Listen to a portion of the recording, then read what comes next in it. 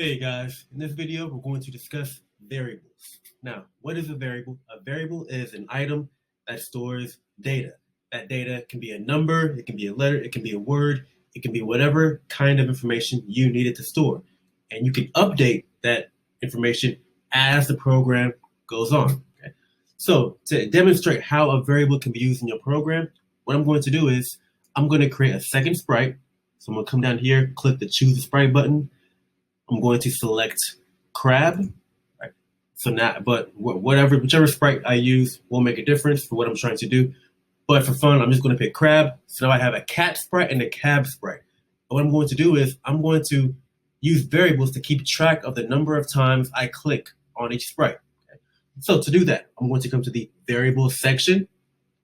And as you can see at the top, Scratch already provides a variable for us by default, with a default name called myVariable.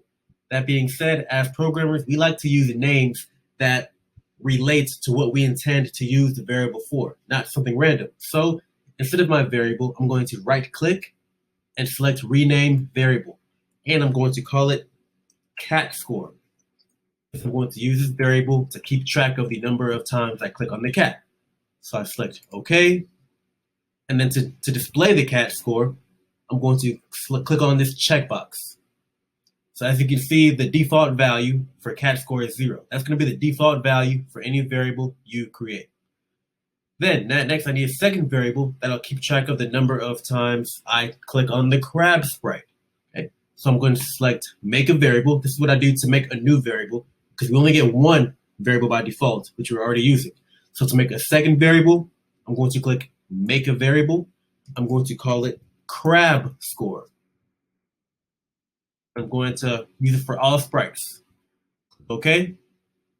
And then as you can see, it displays by default. Now, if I didn't want to display it, I would simply click on the checkbox. I would uncheck it. But keep in mind, whether I display a variable or not, it will still store the memory. It will still store the data. The checkbox is merely to decide whether or not you want that data to be displayed or not. In this case, we want the data to be displayed.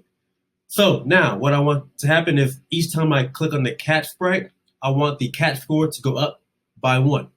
So I'm going to come here, I'm going to click on the sprite, the cat sprite, then under events, when this sprite is clicked, I want the cat score to go up by 1. So I'm going to come to the variable section, and I'm going to say change cat score. In this case, I want it to go up by 1. So I'm going to say change cat score by 1. Okay. Now, each time I click on the cat score goes up by 1. Okay. And remember what I said earlier, whether I display the variable or not, it'll still store the information. So if I click on the cat score 3 more times, 1, 2, 3, then display it, notice the cat score still has the correct score. It was still updating even when I was not displaying it. Now I want to do the same thing for the crab sprite. So I'm going to select the crab sprite, go to events, when this sprite is clicked, then variables. When this sprite is clicked, referring to the crab, change, not the cat score, I'm going to click on the drop down and select crab score, change the crab score by 1. So now whenever the crab is clicked, the crab score goes up by 1. Okay, and notice it retains these values. That's the important thing. Variables have memory. They retain values, which is a common tool you'll want to use for many of the programs you create, especially if you're creating a versus game, any game that involves keeping some kind of score whatsoever. Okay, so as I've stated before, a variable is not limited to just storing numbers. It can also store words and sentences. For example, one thing I could do is for the cat sprite, when the cat sprite is clicked, instead of change, I'm going to set it to a value. I'm going to set cat score to the word ouch to indicate that, hey, the cat just got clicked. And then right after that, I'm going to set the crab score to ha ha, because the crab is laughing at the cat's pain. It's laughing at his pain, right? And I'm going to do the same thing for the crab sprite. When the crab gets clicked, we're going to not change, but we're going to set. We're going to set the crab score to say ouch. And then this time, the cat is going to be the one laughing. The cat will scream, ha, ha. Okay.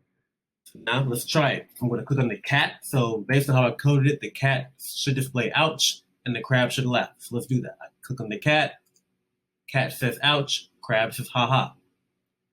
Then when I click on the crab, the roles reverse. Now the crab is saying ouch, and the cat is laughing. So this is how you store variables in your program and have them store numbers as well as words. Now let's go to the motion section for a second. Now, as you know, first let's go to the cat sprite. As you know, by looking in this section, we know that the cat sprite has an X position, a Y position, a size, and a direction. Okay? Now, by default, these values do not display on the canvas.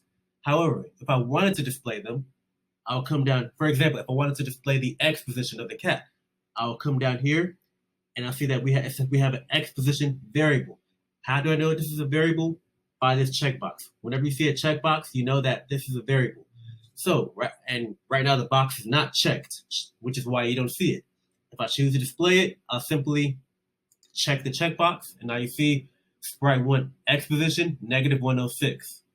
And whenever I move the cat, that value updates. Okay?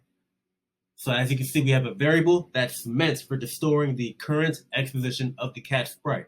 Same for the crab if I chose to display it.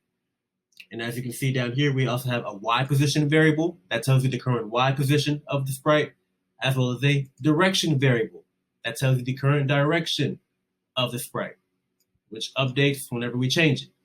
Okay.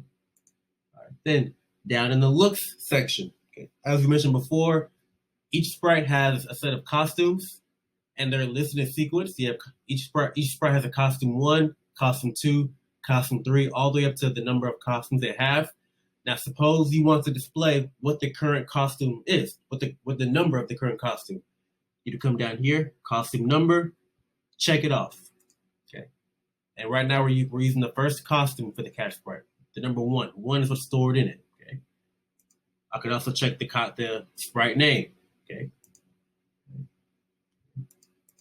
All right, and then it'll display whatever the name of the sprite is, of that costume, okay, which is right now simply costume 1, which we could change. Okay.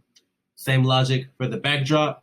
Okay, if we want to display which backdrop or background we're currently using, and we could also display the current size of the cat. Okay, but by default, these variables do not display. They only display if you ask it to, or if you check on the checkbox. Okay. And you come down here. Sensing section has variables as well, but we'll explain those when we get to the sensing section of the unit and whatnot. And yeah, so that's essentially all for now for variables. Okay. Thank you for watching.